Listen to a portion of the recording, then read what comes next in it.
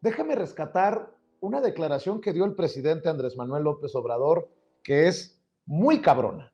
En la mañanera en Veracruz, a la hora de señalar al dueño del periódico El Financiero, el señor Arroyo, que tiene intereses en las cárceles, como ya lo ha venido exhibiendo el presidente Andrés Manuel López Obrador. Habló de una cárcel en particular y mencionó el presidente a este personaje, y solo tal vez por eso, entender las coberturas de El Financiero, los golpes desde las opiniones, las columnas del Financiero. Ahí se la dejo de tarea. Vea y escuche lo que dijo el presidente en la mañanera y lo platicamos con el maestro Ricardo Sevilla, quien ya también está listo para hablar sin censura. El almirante secretario de Marina daba a conocer el tema de cómo están los penales en Veracruz y llamó la atención en la gráfica el caso de Pacho Viejo, el penal que está en Coatepec, que está saturado y que además entiendo que ya tiene una relación custodio reo ya muy elevado, ¿no? Ya crítico. En Papantla, en la comunidad Gildardo Muñoz, se había construido un penal de super máxima seguridad y entiendo que había un litigio, no sé en qué estatus se mantenga ese problema, si sigue el conflicto legal, si el gobierno ya tomará en algún momento pues la administración de este penal de máxima seguridad. Sí, hoy tratamos el tema, porque de acuerdo al informe del almirante Ojeda, de 17 penales, 7 tienen sobrepoblación. Aquí está.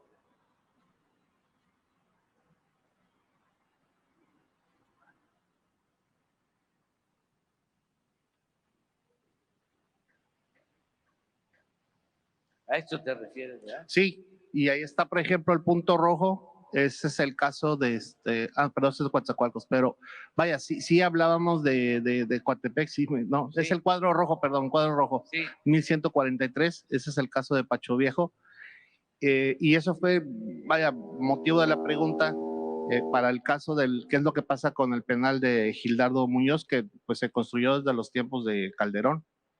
Sí, me gustaría que Rosa Isela les explicara. Hoy se dio la instrucción de resolver esto. De ahí la importancia de las reuniones de seguridad de todos los días, porque se previene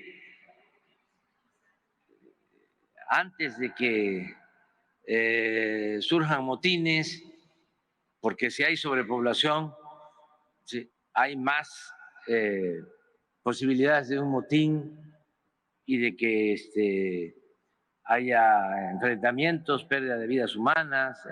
Entonces, de lo que vimos en general en Veracruz, esto, así como te llamó la atención a ti, nos llamó la atención a nosotros, y ya se dio la instrucción de que la secretaria de Seguridad y el gobernador se van a poner de acuerdo para resolver. Son 2 penales federales que están en procesos de terminarse, y uno es precisamente el de Papantla, que se entregó el contrato, ya ni quiero decir a quién, porque es el dueño de un medio de información. El propietario de un medio de comunicación es propietario del penal. Sí, sí, es que así era antes. Sí, por eso que están enojados ahora. El dueño del periódico El Financiero.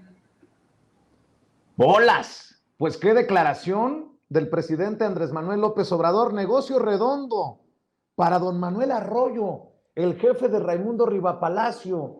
Por cierto, Manuel Arroyo, socio del exdirector del CISEN. Ah, cabrón. No, pues con razón. Yo pensé que el mal pensado era yo. Ahora entiendo por qué los madrazos desde las páginas del Financiero contra el presidente Andrés Manuel López Obrador, porque se les acabaron los privilegios. Son de los damnificados de los privilegios, aunque todavía sigan haciendo iba a decir tranza, pero luego se van a enojar más. Sigan haciendo negocios redondos. Y para hablar de este y otros temas, saludo al maestro Ricardo Sevilla, periodista independiente, escritor, columnista del diario Basta y orgullosamente miembro de esta familia sin censura. ¿Cómo estás, Ricardo? Buenos días.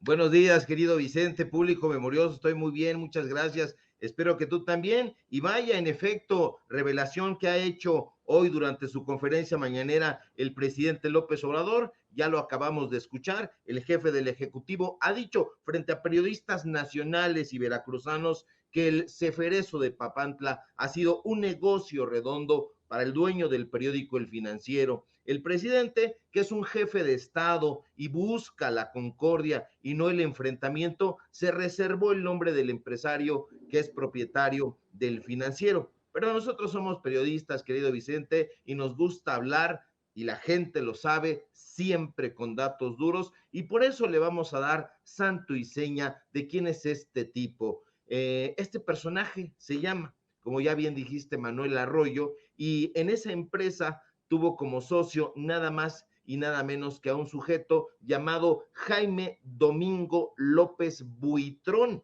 exdirector del CISEN. Y le digo más, público memorioso, en 2018 la empresa de Manuel Arroyo, el dueño del Financiero, en efecto el jefe de Raimundo Riva Palacio, recibió 1,600 millones de pesos de la empresa Servicios, Infraestructura y Tecnología Papantla, que curiosamente fue constituida ese mismo año. El contrato, como suelen ser estos contratos, usted ya lo sabe, por adjudicación directa, fue para la construcción y operación del penal de máxima seguridad de Papantla, que estaba inconcluso, que sigue inconcluso desde 2012. Es decir, tiene 20 años construyéndose ese penal y nada más no se termina. Ahora, investigaciones de la Secretaría de Hacienda y Crédito Público de este sexenio informaron en su momento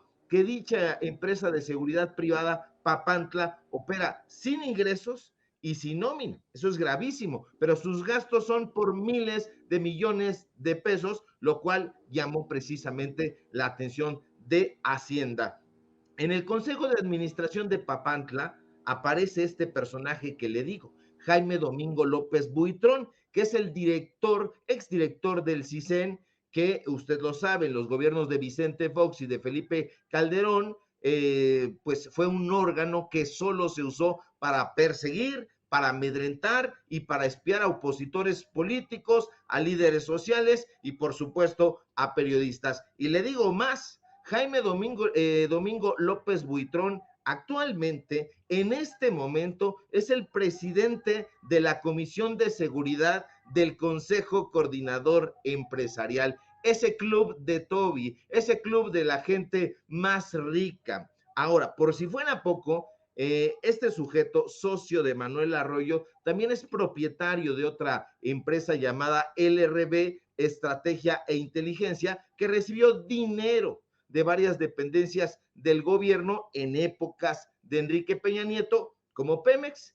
e Infonavit, y en la que, como suelen hacer los nepotistas, aparece también como socio su familiar Juan Martín López Buitrón. Por otra parte, Comtelsat, usted ya sabe porque lo hemos presentado aquí en investigaciones especiales, la empresa del dueño del Financiero recibió 661 millones de pesos de parte de la Secretaría de Seguridad Pública de Veracruz para la instalación de cámaras de seguridad, de las cuales, por cierto, hubo quejas porque no funcionaban. Desde luego, Manuel Arroyo, el jefe de Raimundo Riva Palacio, también hizo negocios en el gobierno de Peña Nieto con otras instituciones, mediante contratos con la Secretaría de Gobernación, que para que la gente no los conociera, fueron clasificados disque como de seguridad nacional.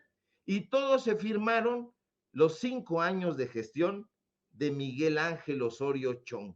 Usted ya sabe cómo se las gastaban. Le pongo un ejemplo. Comtelsat recibió un contrato plurianual de 2017 a 2020 por más de 539 millones de pesos de parte del órgano administrativo desconcentrado, Previsión y Readaptación Social, para brindar disque también servicio integral de voz, datos y video en oficinas centrales. De acuerdo con las autoridades, debió asignarse mediante licitación pública nacional, pero ya sabe usted cómo se las gastaba Miguel Ángel Osorio Chong en la Secretaría de Gobernación, a quien, por cierto, el periódico Excelsior le da un trato especial, pues violentó la ley y lo adjudicó de manera directa bajo el supuesto de seguridad nacional, justificándolo en el artículo 41, fracción cuarta. Pero ¿sabe qué?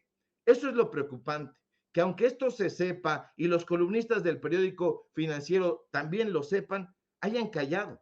Porque eso, no nos hagamos los mensos ni los desentendidos, lo sabe muy bien el director de ese periódico, Enrique Quintana. Y eso lo sabe también Darío Celis, que tanto se jacta de saber todo acerca del mundo de negocios. Yo me pregunto, y le pregunto a usted, ¿por qué Lourdes Mendoza, quien también escribe en ese periódico, jamás ha hablado sobre el tema? ¿No sería mejor darle a conocer esta información a la gente que estar amenazando periodistas como lo hace Lourdes? A mí me encantaría, por ejemplo, saber la postura de otros columnistas de ese periódico, como Pablo Iriart, que como usted sabe perfectamente, es un odiador rotundo y recalcitrante de López Obrador. Debo confesarle que yo jamás he leído un análisis de Juan Ignacio Zavala, el cuñado de Felipe Calderón, columnista del Financiero, desmenuzando los negocios turbios de Manuel Arroyo.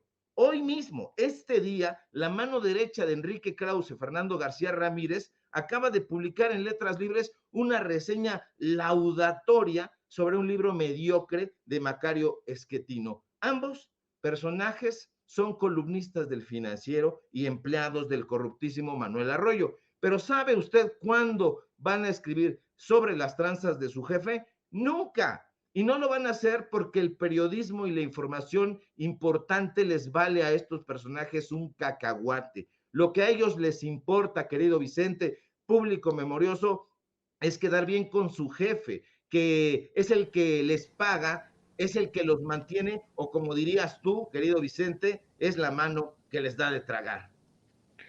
Pues esto es importante que lo sepa la ciudadanía, el mexicano de a pie, la gente que nos ve y nos escucha sin censura. Y qué bueno que el presidente se animó a destaparlo, porque cuando nosotros decimos a manera de broma que somos muy mal pensados, cuando tú sacas los datos duros, hay cosas que a lo mejor no se llegan a entender en su magnitud. Ojalá que la gente revisara la cobertura que hace el Financiero todos los días, que entendiera cómo es todos estos personajes que ha señalado, que son columnistas del Financiero, golpetean al presidente y no es gratis. O sea, hay razones, pues son los damnificados de los privilegios.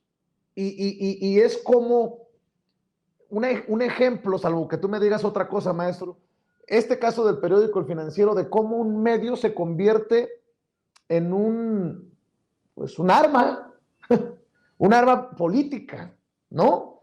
Solamente así lo entiendo, todo negocio del dueño del periódico El Financiero y mantener el periódico golpeteando a conveniencia o para defender intereses, en fin, más claro ni el agua, para mí.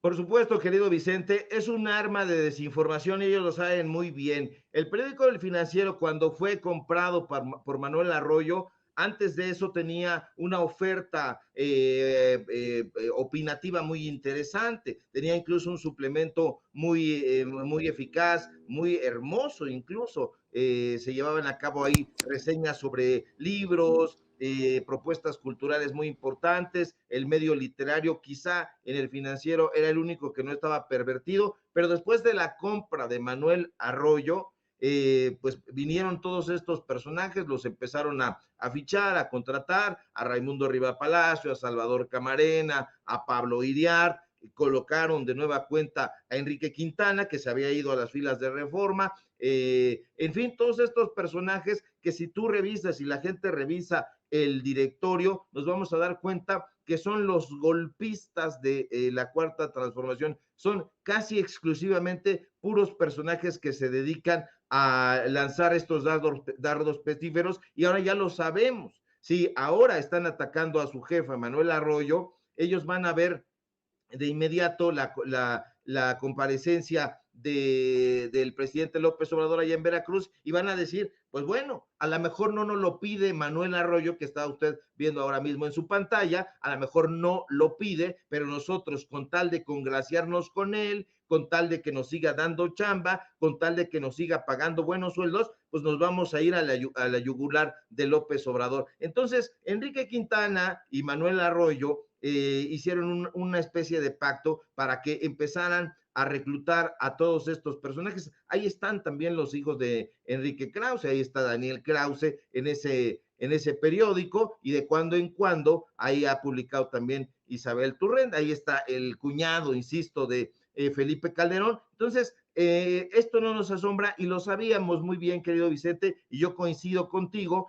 los medios de comunicación, ese tipo de medios de comunicación se convirtieron en un arma pues letal para la conciencia del pueblo de México, porque los han utilizado única y exclusivamente para defender a sus grupos políticos, a sus grupos empresariales, y pues bueno, hay estos dardos pestíferos que no tienen investigaciones. Yo no recuerdo una sola investigación del periódico El Financiero, se dicen muy importantes, tienen una asociación con Bloomberg, pero no hay más que opiniones, más que análisis, y todos los análisis van a dar al mismo camino, en contra de López Obrador.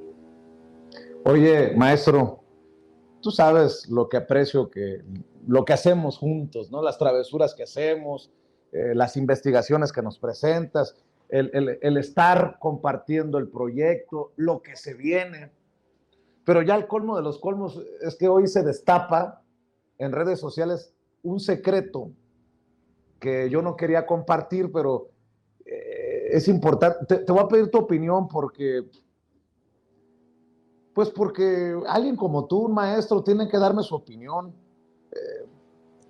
Estoy muy conmovido porque Pedro Ferriz Híjar acaba de destapar que casi estoy enamorado de él.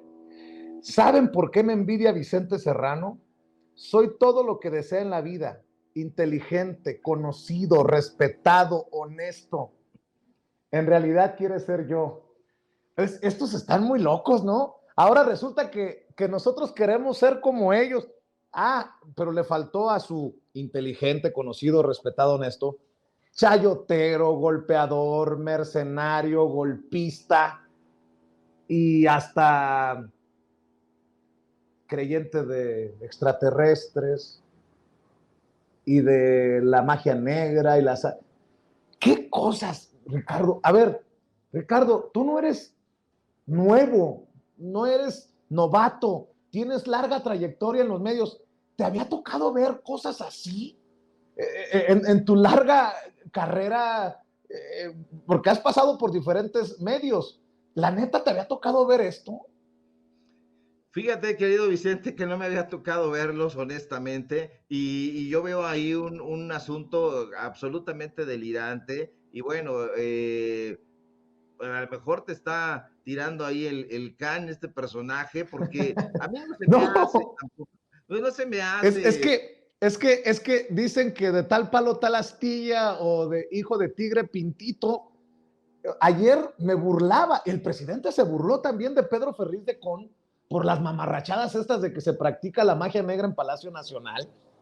Es más, ayer que me tocó ver de pasada a Jesús Ramírez Cuevas, también nos carcajeábamos de eso. Y ahora su hijo con... No.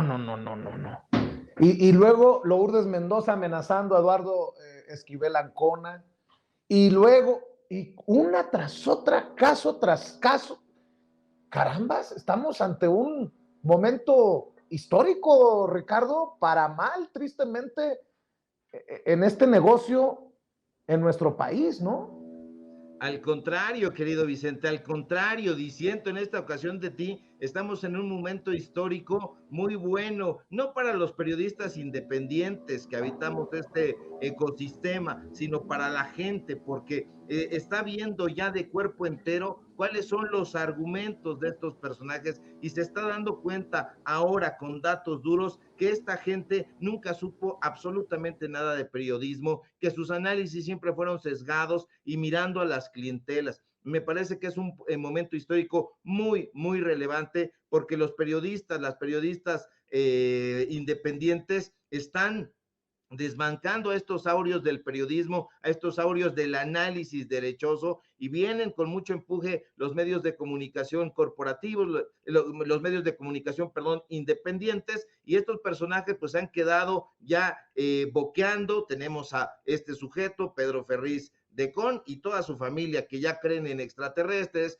que ya creen en brujería, que ya están imaginando que tú estás enamorado, en fin, todas estas tonterías, decía el presidente López Obrador, que mueven a risa, pero la verdad es que están bien sonsos, ya mira, Oye, no debatir con ellos, pero no, te conozco, te conozco y esa risita es la que calienta, es la que calienta. Oye, maestro, y otro ejemplo, para que me des tu opinión del personaje y del blanco de lo que publica. Beatriz Pajés habla del pacto Monreal-Krill. Ahí sí que no lo echemos en saco roto, porque resulta que Beatriz Pajés es muy cercana a Claudio X González, es priista, y dice que hay un pacto entre Monreal y Krill en momentos en que Ricardo Monreal dice que no se va de Morena, y dice Beatriz Pajés: Ricardo Monreal provocó en Palacio Nacional un sismo político, deslizó que buscará ser el candidato de la oposición a la presidencia de la República. Él y Santiago Krill anunciaron un acuerdo para el diálogo y la reconciliación nacional. No sé si Ricardo Monreal, con su aclaración de ayer, le tumba la nota a Beatriz Pajés, o si por ahí merecería Beatriz Pajés que le creyéramos un poquito sobre el caso Monreal. Es que ni a cuál irle, mi querido Ricardo. Por supuesto que hay que creerle a Beatriz Pajés, porque si leemos la columna con detenimiento, vamos a darnos cuenta de que en lugar de ayudarlo, lo está afectando, porque le está diciendo que es un priista, un personaje que es como una suerte de caballo de Troya, y ella intenta a toda costa que Ricardo Monreal regrese a las filas del PRI, y dice, este personaje es el más representativo del priismo tradicional. Así lo dice ella, la propia Beatriz Pajés, en Siempre. Dice, piensa, siente, calcula y opera como sus viejos maestros del PRI le enseñaron. Vaya nota, porque en efecto no hay que echarla en saco roto, porque nos está revelando el carácter de priista de Ricardo Monreal, y quién mejor que Beatriz Pajés para describir a un personaje de su calaña, una mujer que ha vivido siempre de los presupuestos priistas, que hoy mismo tiene una gran asociación con el gobierno priista del Estado de México, y bueno, pues ella hace estas recomendaciones. Ricardo Monreal tiene que romper de manera contundente con Morena, tiene que romper de manera contundente con López Obrador. El zacatecano, dice Beatriz Pajés, está obligado a no dejar ninguna duda de que forma parte ya de un proyecto distinto, pero es que ya no hay dudas, querido Vicente. Todo el mundo sabemos que Ricardo Monreal está mirando hacia otra parte. Todo el mundo sabemos y se le tiene en la concepción de un traidor, no a López Obrador, no a la Cuarta Transformación, sino se le tiene como a un traidor al pueblo de México, y eso es lo gravísimo, y él lo sabe muy bien, de modo que sus propios analistas, a los que les paga por publicar esas notas panegíricas en los medios de comunicación corporativos, no se van a dar abasto. Lo sabe perfectamente Ricardo Monreal. Pues bueno, el pacto Monreal-Krill, dice esa portada, pero público memorioso, nos debe quedar algo muy claro. Ricardo Monreal le midió, como decimos en el barrio, el agua a los camotes y se dio cuenta de que si se va de Morena, las va a pasar duras, va a pasar las de Caín. Y bueno, en efecto, Beatriz Pajés no se equivoca al ver un tipo de su calaña. Son priistas, Ricardo Monreal no le alcanza, yo diría, ni siquiera para la presidencia de la República, yo diría que no le alcanzaría ni para la jefatura de gobierno de la Ciudad de México, pero pues ahí pueden disentir sus amigos y Gibran Ramírez Reyes y otros personajes que intentan hacerle el caldo gordo, pero él lo sabe muy bien y por eso no se presentó en la marcha del domingo porque sabía del repudio que le tiene el pueblo de México.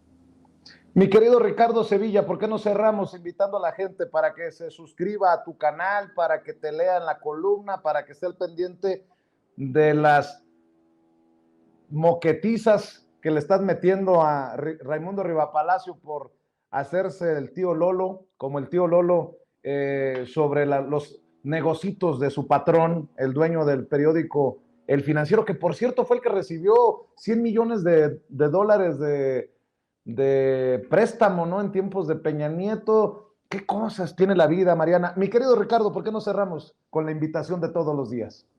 Claro que sí, querido Vicente, público memorioso, un placer coincidir contigo, con la audiencia de Sin Censura, este medio de comunicación libre como el viento. Síganos, por favor, en nuestras redes sociales, en Twitter, @SevillaCrítico, en Facebook, Ricardo Sevilla, así nada más. Síganme, por favor, en el diario Basta. Hoy tenemos informativo en Ricardo Sevilla, los datos duros. Échele un ojo a nuestro portal de investigaciones Paralelo 24 y, por favor, síganos aquí en Sin Censura, donde estamos participando al filo de las 11 de la mañana. Te mando un fuerte abrazo, querido Vicente, y si todo marcha bien, ojalá que sí, nos encontramos por aquí el próximo lunes. Claro que sí, te mando un abrazo, Ricardo, muchas gracias por presentarnos los datos duros, por hablar sin censura, el maestro Ricardo Sevilla, hablando sin pelos en la lengua.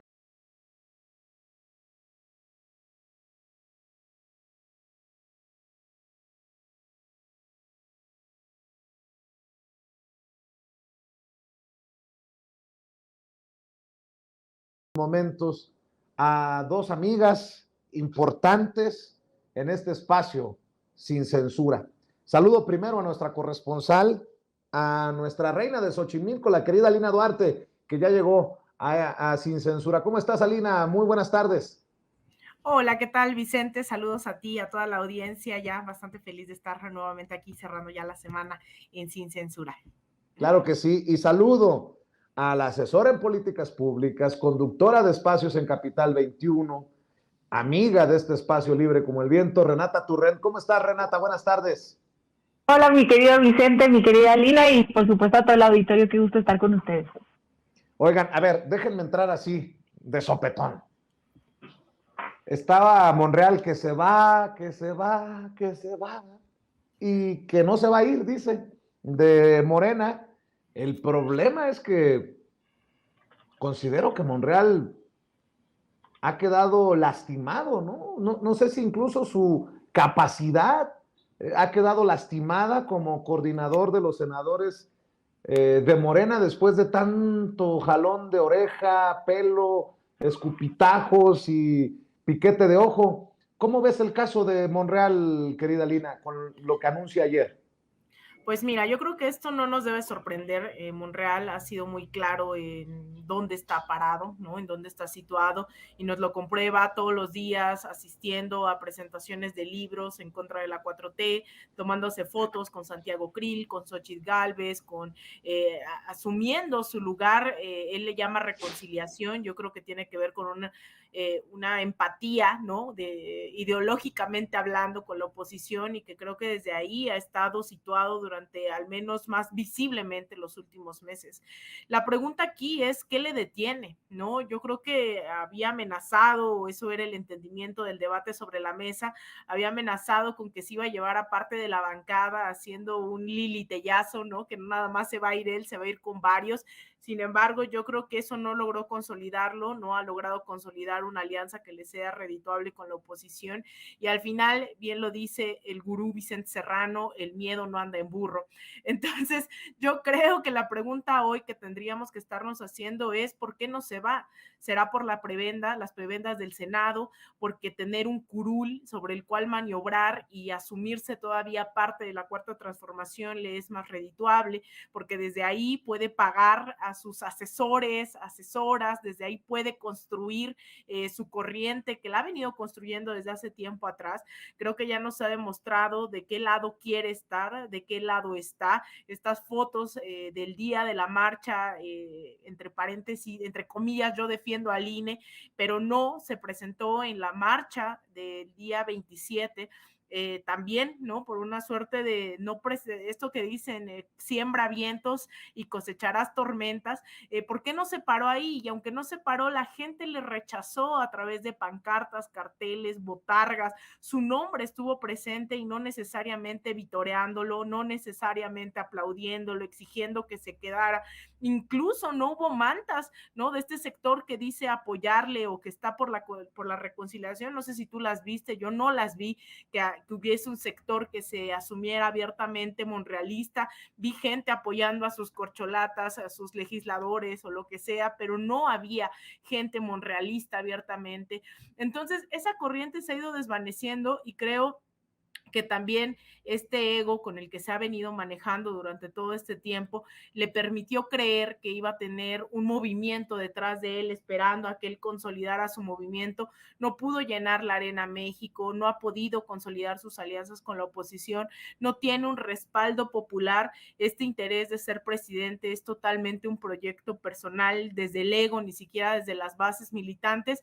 Y la pregunta también no solamente es qué le hace quedarse o por qué no se va, sino porque las y los ciudadanos mexicanos que votaron por este personaje no tienen las herramientas suficientes o tal vez no las han echado a andar para evitar que pase con lo de Lili Téllez, que al final la población le vota para representarles y termina traicionando al movimiento. Yo creo que esto que hemos dicho todo el tiempo durante todos estos años es más democracia, más herramientas de poder popular. No necesitamos más Lili Téllez, no necesitamos más personas que lleguen a través de un movimiento a una curul y que después traicionen los objetivos por los cuales la gente les votó. Y yo creo que eso, ¿no? Tendríamos que repensar todavía y seriamente las figuras de la revocación popular, el seguirnos inmiscuyendo dentro del debate público, seguir construyendo poder popular, porque creo que de traidores también está hecha la historia, y yo creo que todavía estamos en un momento no solo de cuestionar, sino de tomar, de que la ciudadanía, sobre todo quien le votó, pues realmente sea la que lleve a la delantera con este debate de qué hacer y si realmente a estas alturas le sigue representando un Ricardo Monreal. Y no solamente Ricardo Monreal, sino su equipito, ¿no? Alejandro Rojas Díaz Durán, su suplente, Gibran Ramírez, que se han convertido en, pues, claros golpeadores contra el presidente Andrés Manuel López Obrador, contra Morena, contra la 4T, salvo que tú tengas otra opinión, Renata Turrent. Yo también pregunto si en este de quedarse Monreal en Morena va a haber un espacio para los Gibran y para los Alejandro Rojas Díaz Durán que han en los últimos días andaban desatados. Y yo no sé si también con lo que anuncia Ricardo Monreal ayer los deja exhibidos, ¿no? No sé, dame tu opinión, querida Renata. Claro, yo creo que a este punto, a estas alturas, nadie cree que Monreal está con el presidente, ni con el movimiento, ni con el partido, ni mucho menos, simplemente está usando la plataforma de Morena y su curul en el Senado para operar políticamente a favor suyo, ¿no? Eso creo que a todo mundo nos queda claro. Creo que tiene esta... parece un traicionero en cierto punto, incluso menos honesto que Lili Téllez, porque por lo menos Lili Téllez sí se fue, ¿no? Dijo, yo no coincido con este movimiento, y aquí habrá que hacer una autocrítica dentro de Morena sobre qué perfiles jalamos, ¿no? Creo que es un movimiento amplio y eso es algo que hay que reconocer y es positivo en muchos casos, pero que sí tenemos estos dos casos, tanto Lili Telles como ahora Monreal, donde existen traiciones muy fuertes que afectan al movimiento obradorista, entonces que en un futuro esa autocrítica nos sirva para no volver a caer en algo así. Esto como un poco para empezar.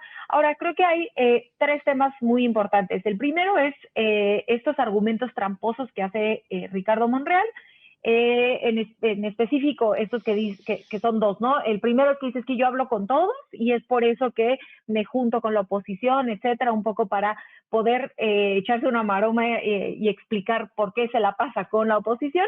Y esto es falso, ¿no? Es totalmente falso porque todos los senadores de todos los partidos hablan con otros senadores de otros partidos, ¿no?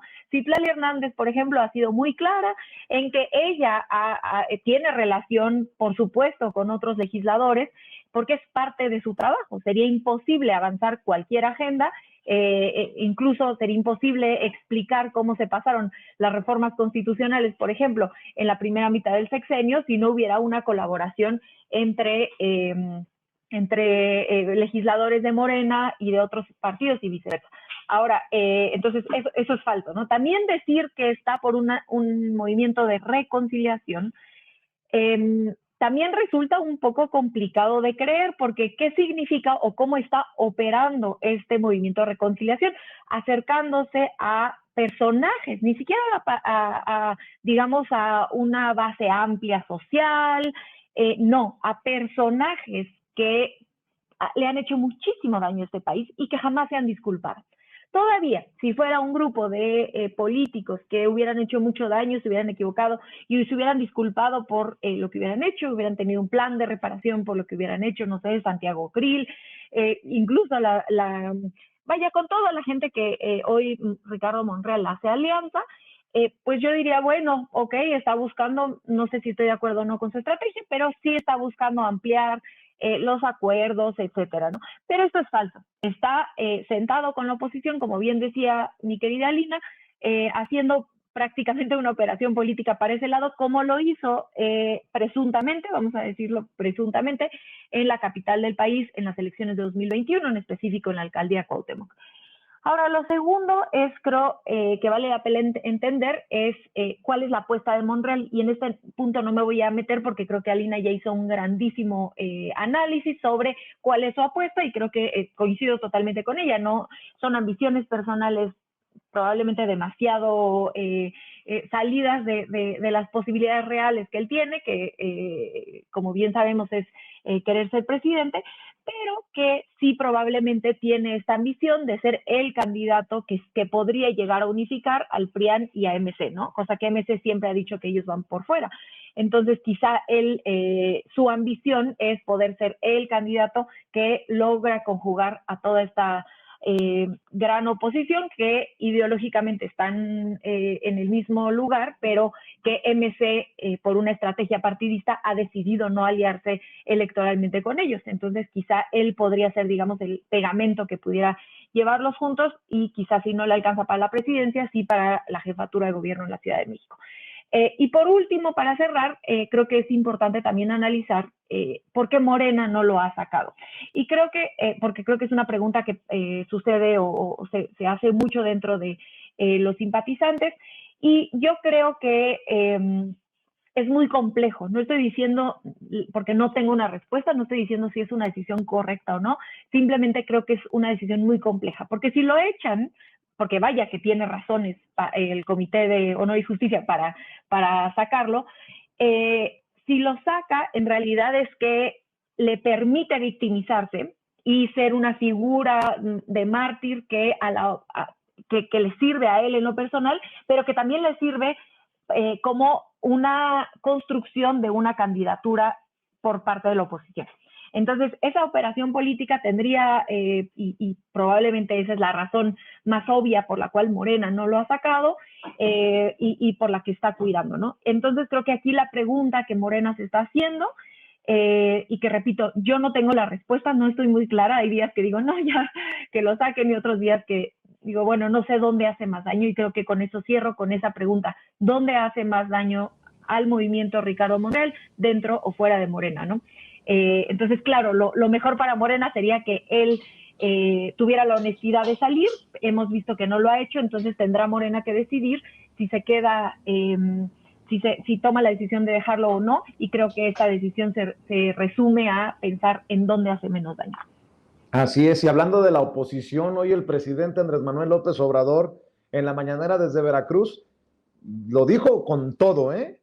Claudio X da órdenes a Vandalito, a Marco y al muy chucho de Zambrano. Vamos a ver, escuchar lo que dijo el presidente en la mañanera allá en Veracruz, mi querido David. Tienen muy malos asesores. Imagínense que el jefe político es Claudio X González. Él es el que le da orden al del PRI, al del PAN, al del PRD.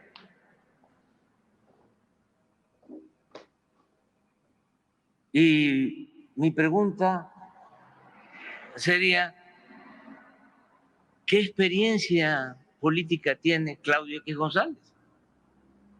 Una pregunta que se cae de la mata, mi querida Alina Duarte, pero bueno, así el presidente pone a Claudio X como el patrón de los líderes de estos partidos.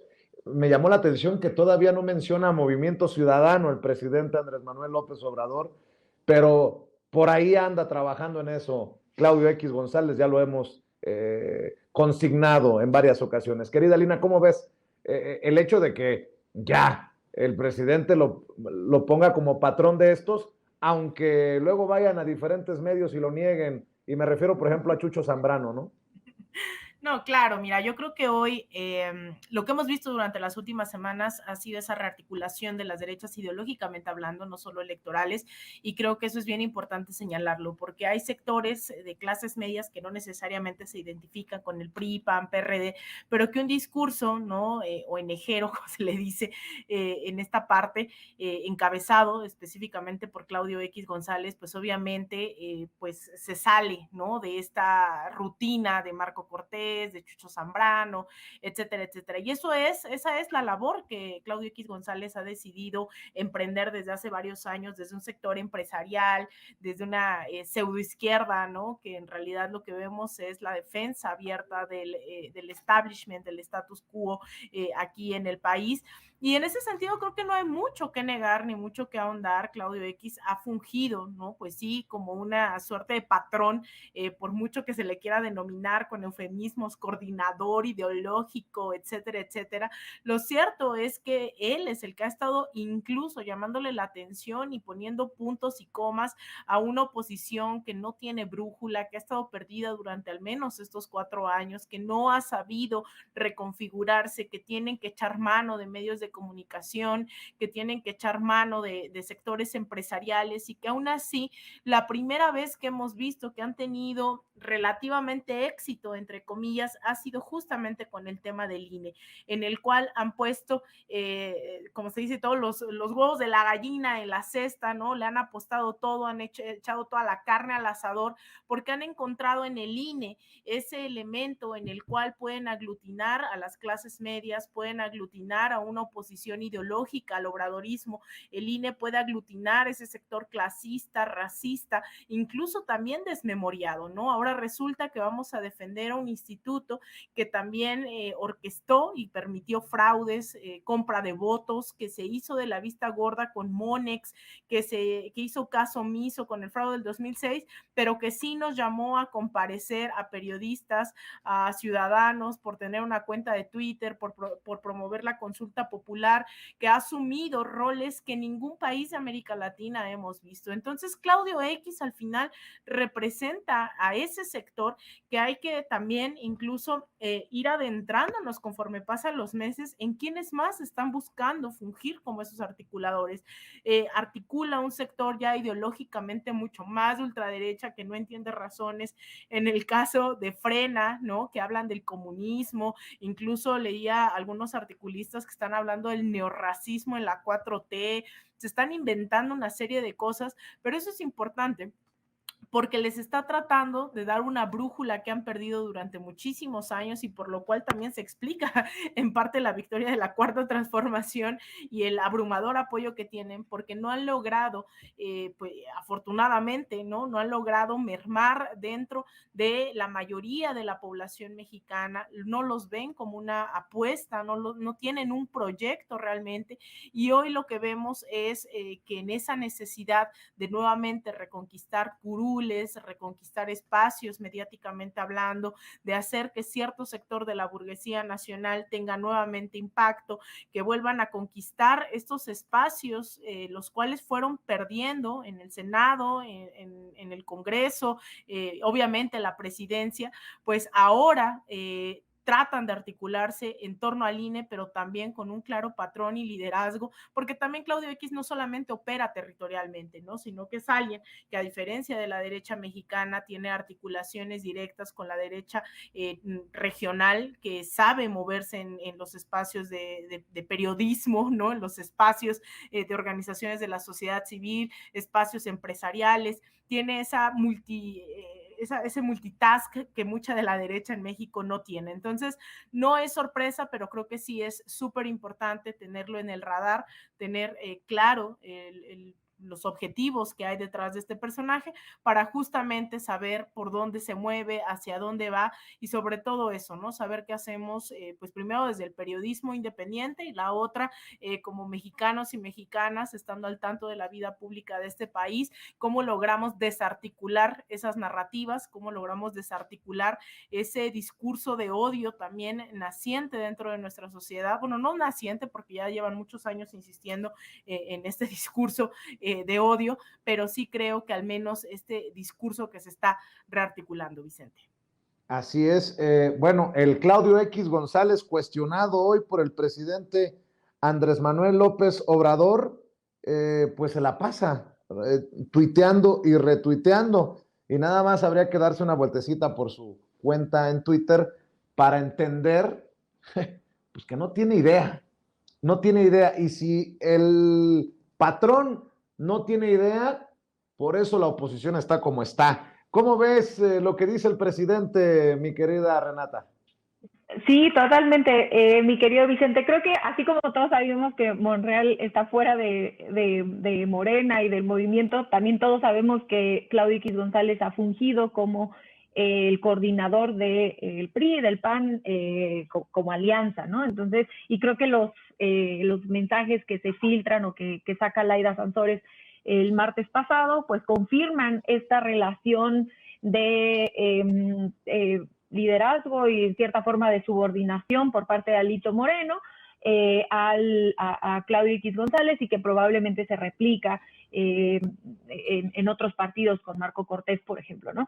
Creo que aquí hay dos temas interesantísimos. El primero es lo antidemocrático que resulta que un oligarca como Claudio X González esté tan metido en la política, tan metido que coordina a los dos partidos más grandes de oposición sin haberse presentado una sola vez en las urnas o en la contienda electoral o en el mundo político público abiertamente, ¿no? Eso es muy sintomático de la manera en la que se hacía política previa al 2018, que era que los grandes empresarios, que el poder político era quien en realidad tomaba las decisiones públicas de nuestro país.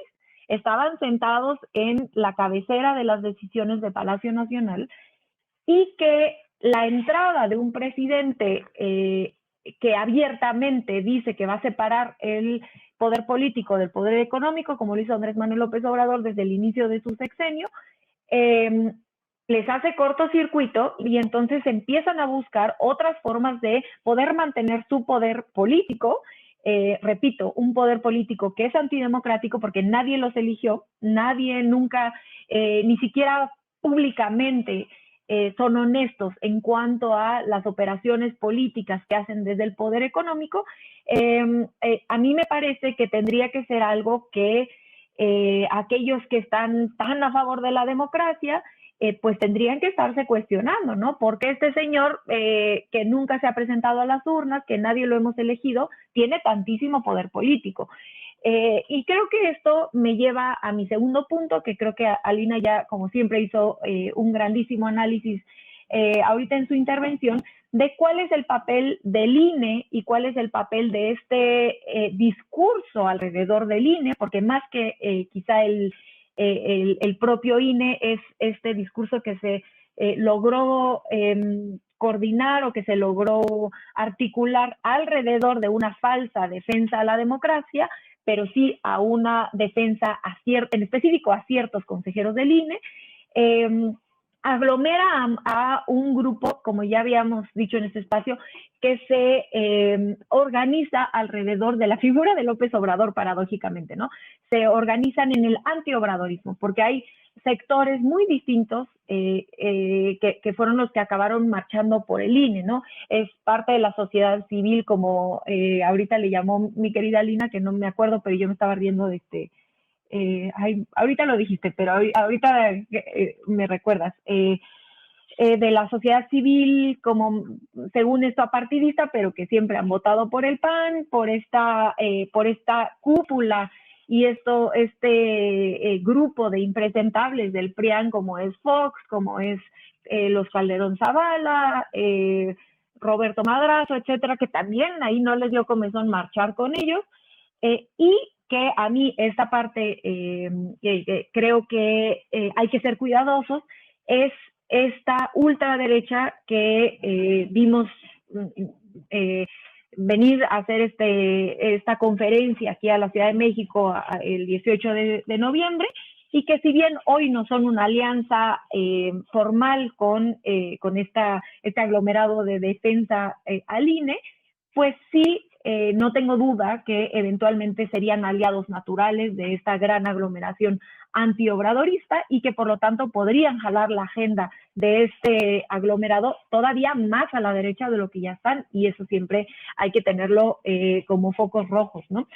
Y que creo que, no me quiero desviar mucho, pero la marcha del 27 de noviembre y esta concepción del humanismo mexicano es una respuesta política y democrática a este grupo reaccionario antiobradorista, ¿no?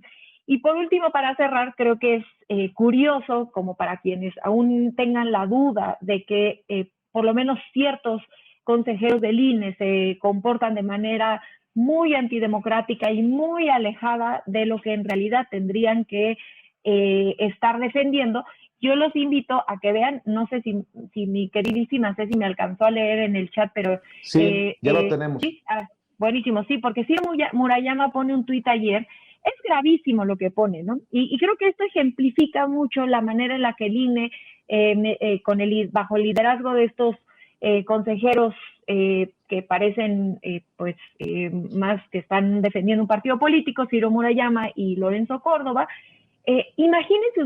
Imagínense, el consejero del INE diciendo que es una buena noticia que en el 2023 no vaya a haber consultas. Literalmente, en la descripción del trabajo de un consejero, en las labores que tiene que hacer el Instituto Nacional Electoral, es la profundización de la democracia. No lo digo yo, lo pueden buscar en la página de internet del INE. Es parte de los objetivos que tiene el instituto, profundizar la democracia. Ustedes díganme si hacer consultas populares no sería una profundización de la democracia básica, mínima, que tendrían los consejeros que estar impulsando, no alegrándose porque o celebrando porque no va a haber una consulta popular, ¿no? El próximo año. Entonces, a mí me parece de verdad muy sintomático, muy transparente por parte del consejero Ciro Murayama. que por un día digan que son los grandes guardianes de la democracia y por al otro día estén celebrando que el derecho constitucional que tenemos los y las mexicanas de tener consultas populares no se vaya a presentar en 2023 porque ya se pasó la fecha. Es verdaderamente una vergüenza, pero que creo que en cierta forma es positivo que sean tan transparentes para que no puedan seguir engañando a la gente, como lo ha hecho Claudio X González metiéndose en la política toda la vida, como lo han hecho varios personajes, desgraciadamente, de la vida pública de nuestro país. Por cierto, a ver, ojalá que la autoridad correspondiente me preste atención, porque me fueron a buscar del Instituto Electoral de Sonora, una notificadora de la Unidad de Oficiales Notificadores del Instituto Estatal Electoral y Participación Ciudadana del Estado de Sonora, porque recibieron a su vez un oficio remitido por el Instituto Electoral de la Ciudad de México. ¿Me andarán buscando para algo en particular? ¿Qué dije ahora? ¿De qué se trata? Ahí les encargo, porque me acaba de enviar la familia el documento que me dejaron puesto en la puerta de mi casa. ¿Para qué soy bueno? A sus órdenes. Mi querida Alina, por cierto, uno de tus personajes favoritos, Claudio X González, Lorenzo Córdoba. Lorenzo Córdoba explotó. Ya basta de mentiras. Y de pronto dije, vaya, ya nos va a ser honesto. Ya se va a sincerar. Vea estas declaraciones explosivas. Muy enojado Lorenzo Córdoba, el que anda persiguiendo a Lina y a otros compañeros. Y ahora a ti, bienvenido al club. Pues no sé de qué se trate, pero ahí después les cuento. A ver, vamos a escuchar a Lorenzo Córdoba. Astringencia presupuestal. Vuelvo a insistir, el tema, nadie está en contra de la austeridad y mucho menos. Y por cierto, hablando de posverdad y demás, nadie, lo digo así, nadie, no sé si en México, pero en el INE incumple la Constitución. Ya estuvo bueno de mentiras. Nadie incumple la Constitución. Lo que la Constitución prohíbe es que haya funcionarios públicos que tengan una remuneración mayor a la del presidente de la República. No salario. Y la remuneración lo dice la Constitución. Son las prestaciones en efectivo, pero también las que son en especie. Son prerrogativas, digámoslo así, traducidas, por ejemplo, en prestaciones, pero también son las entregas materiales de bienes. Y si la Cámara de Diputados, hablando de rendición de cuentas, cumpliera lo que la Corte le ha ordenado desde hace ya más de 3 años, cosa que no han hecho, es decir, determinar cuál es la remuneración del presidente de la República, nadie, al menos en el INE, tendría una remuneración mayor, porque no la tenemos a la del presidente de la República. Nosotros no tenemos afanadores militares que nos hagan, entre otras cosas, como hoy sabemos, el servicio de doméstico, de limpia de nuestras habitaciones, que además las pagamos nosotros.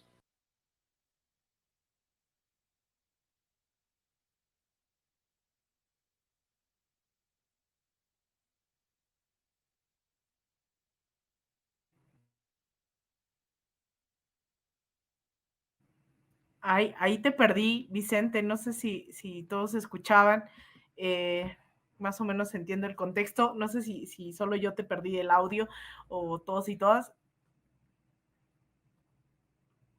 ¿Ahí tú me escuchas? No sé qué Adelante, Alina. Ahí está, es que lo que pasa es que no escuchaba tu última reflexión, Vicente. Te decía que estoy anonadado viendo qué tanto odia a Lorenzo Córdoba al presidente Andrés Manuel López Obrador, que ellos no tienen militares en labores de limpieza. Y no, nadie viola la Constitución, dejémonos de mentiras. O sea, somos una bola de pendejos todos. El señor es una blanca palomita, básicamente, ¿no? El que está en contra, como alguien muy cercano que decía, o estás conmigo o estás en mi contra, ¿no? Literal.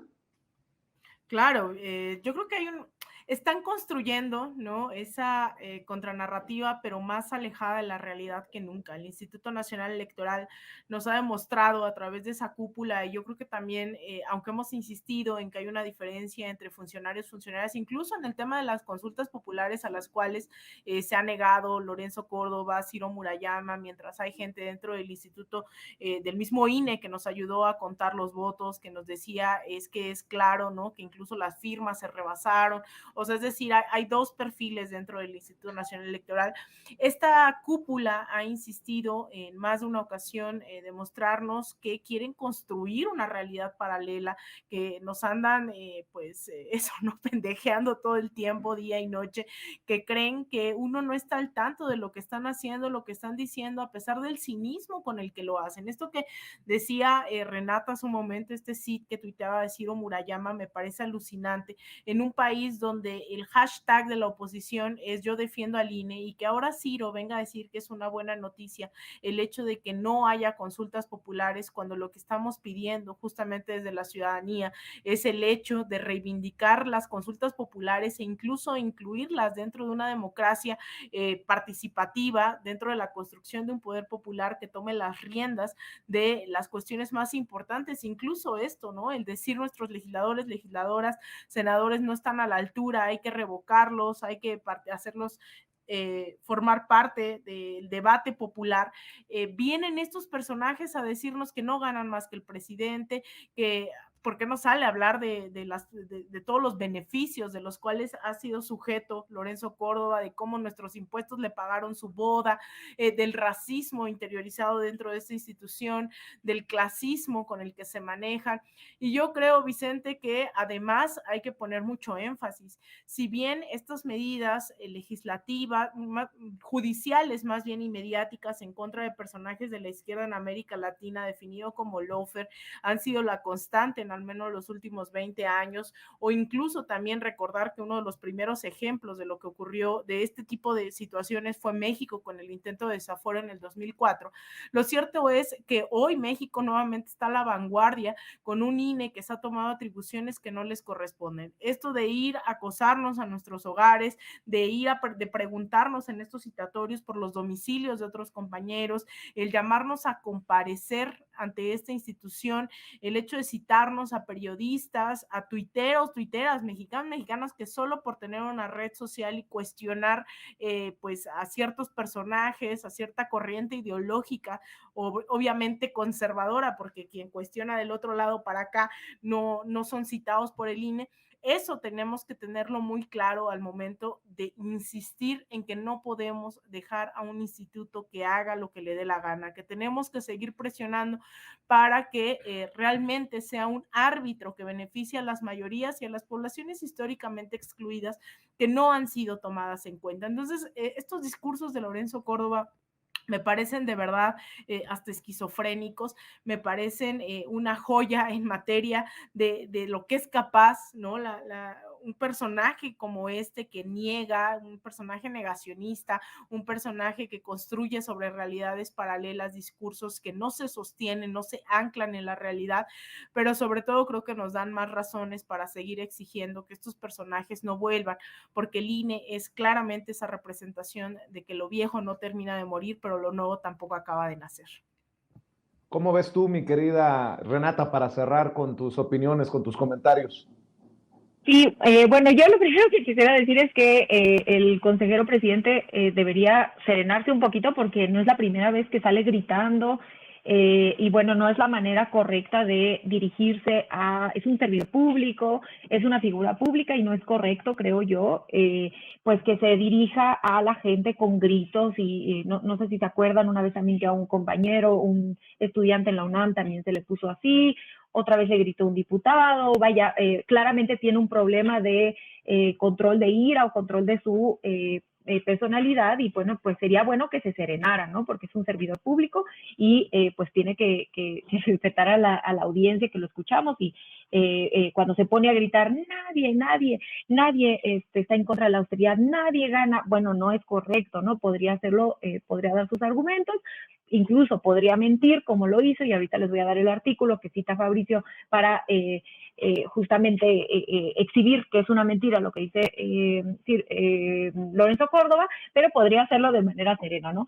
Entonces él dice en uno de sus gritos que nadie está, y estoy citando, nadie está en contra de la austeridad. Bueno, jamás el INE bajo su presidencia ha tomado una sola acción que vaya en línea con el plan de austeridad, con la austeridad que, dicho sea de paso, no es un capricho del presidente, no es una cuestión que se pasó legalmente mediante el Congreso y por lo tanto pues es algo que en nuestra democracia avala, ¿no? Así funciona nuestro sistema político.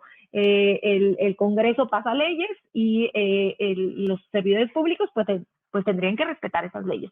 Entonces, el hecho de que no estén queriendo bajarse su sueldo a lo que les corresponde, que es menos que el presidente de la República, pues es violatorio a las leyes de nuestro país, y esto un poco es incongruente con toda esta narrativa que han querido crear sobre cómo ellos respetan la ley y la democracia, etcétera, ¿no? Bueno, pues es muy, no solamente es ilegal, sino también es antidemocrático, porque estas leyes pasaron por el Congreso, no es que el presidente López Obrador se las haya inventado nada más así, porque así no funciona nuestro sistema político.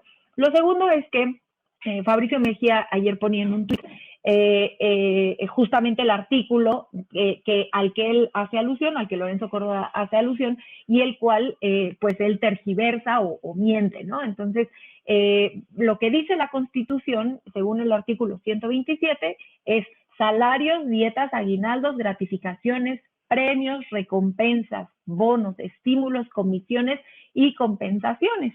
Entonces es falso eso que menciona el consejero presidente, Ciro Murayama, en cuanto a que el servicio, que además es totalmente una mentira la manera en la que la presenta, que no tiene militares limpiando su casa, etcétera, ¿no? O sea, es claramente, está ahí haciendo un berrinche, un posicionamiento político, porque no es casualidad que meta el tema de los militares, cuando tendría que ser, pues, es el presidente del Instituto Nacional Electoral, ¿no? Tendría que, uno, comportarse como, insisto, con más serenidad, y dos, con la imparcialidad que le requiere este puesto. Y en este último punto de la imparcialidad que claramente los consejeros del INE no han podido demostrar, pues es curioso un poco. A mí me gustaría cerrar mi intervención mostrando esta inconsistencia o esta incongruencia de aquellas personas que pues que dicen que no les gusta Andrés Manuel López Obrador porque, entre comillas, acumula todo el poder, ¿no? Yo no sé a qué se refieren con poder, ¿no? Porque cuando hablan de poder pareciera que solo el único poder que existiera en este país es el poder ejecutivo, ¿no? Y Violeta Vázquez Rojas esta semana en La Hora de Opinar justamente le da ahí una lucha tremenda con puros argumentos a Denise Dresser, quien solamente se la pasó insultándola, justamente cuestionando por qué creen que el único poder que existe en este país es el poder del Ejecutivo, o sea, del presidente, cuando pues existen muchísimos otros poderes en México, empezando y especialmente el poder económico. Entonces me parece curioso decir que no quieren que se acumule tanto poder en un solo personaje, en este caso el presidente, pero que al mismo tiempo están en contra de la democratización del poder, y les doy dos ejemplos que han estado en contra. El primero es la reforma electoral, la cual justamente proponía que los magistrados y los consejeros se eligieran por voto popular. ¿Qué significa esto? Que en vez de que una cúpula de 3, 4 dirigentes de partidos tomen decisiones de los árbitros electorales basados en una lógica de cuotas, pues que más bien lo elija la gente, ¿no? Eso sería una política de democratización del poder.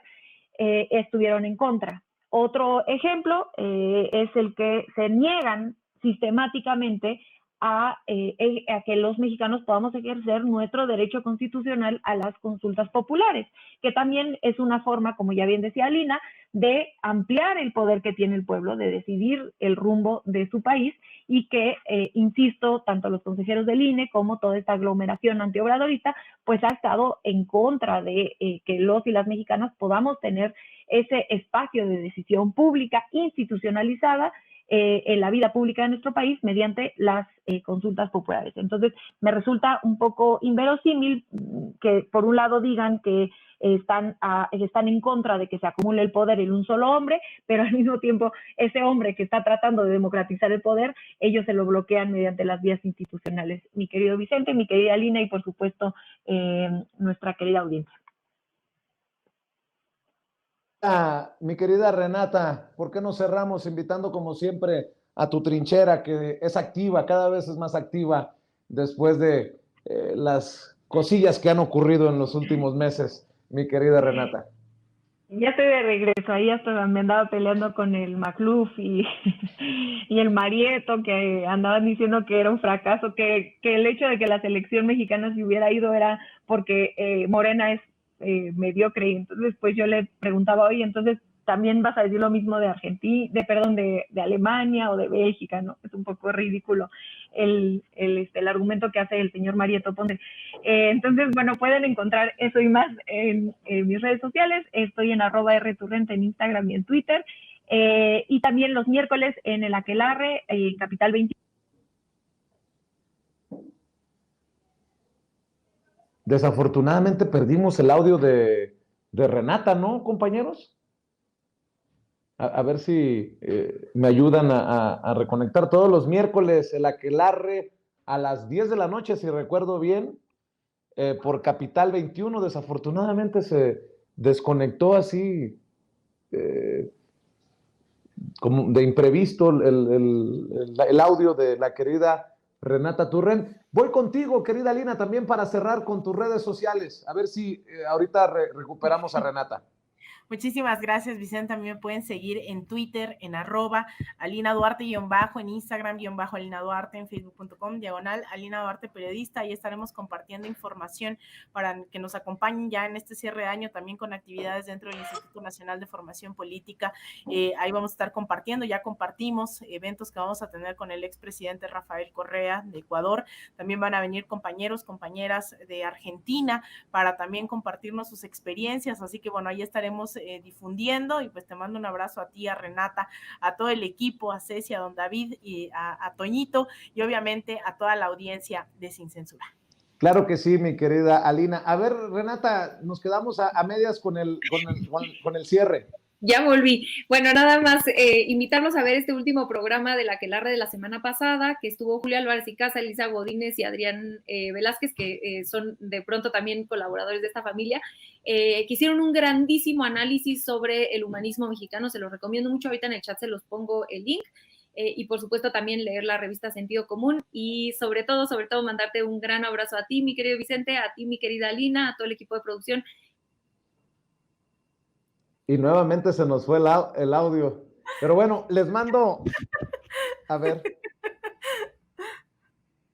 Sí, ya te entendí, mi querida Renata. Dice que Sin Censura es el programa más chingón de las redes sociales, dice.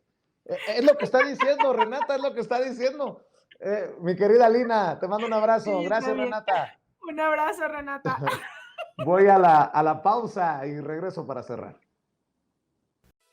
Amigos, amigas, regresamos en breve, pero mientras seguimos hablando sin pelos en la lengua, sin censura, usted puede suscribirse a nuestros 3 principales canales en YouTube.